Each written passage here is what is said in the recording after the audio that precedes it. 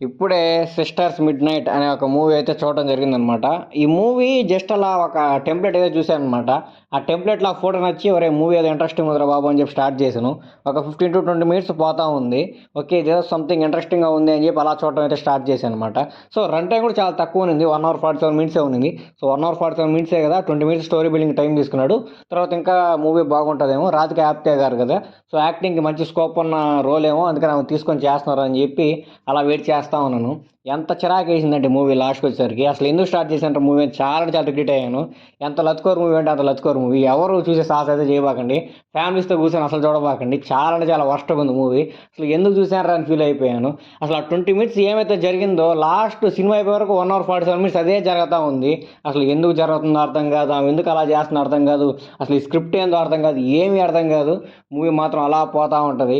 ఆ మూవీని చూస్తుంటే ఎందుకురా బాబు ఇలాంటి మూవీ చూస్తున్నాం అన్న ఫీలింగ్ అయితే కలిగిందనమాట. రాధిక ఆప్తే గారిని ఏమన్నా బాగానే చూపించారంటే అది బాగలేదు. కానీ ఒక్క విషయం మాత్రం గొప్పగా చెప్పుకోవాలంటే ఆమె యాక్టింగ్ మాత్రం చాలా చాలా న్యాచురల్‌గా చేశారు. అంటే అలాంటి ఒక ప్రాబ్లమ్ ఉన్న మనిషి ఎలా కనపడతాడు, సమాజం మీద విరక్తి పుట్టిన మనిషి, అసలు ఆమె ఫేస్ ఎలా ఉంటది, ఆమె నడుచుకునే విధానం ఎలా ఉంటదని చెప్పి రాధిక ఆప్తే గారు చాలా అంటే చాలా పర్ఫెక్ట్‌గా ఆమె బాడీ లాంగ్వేజ్ అయితే షూట్ చేశారనమాట. సో, అంతకు మించి మూవీలో చెప్పుకోవాల్సిన విషయాలంటూ ఏమీ లేవు. సాంగ్స్ ఉండవు, ఏం ఉండవు. సాంగ్స్ ఉన్నా గాని అయ్యేం మీకు అర్థం కాదు.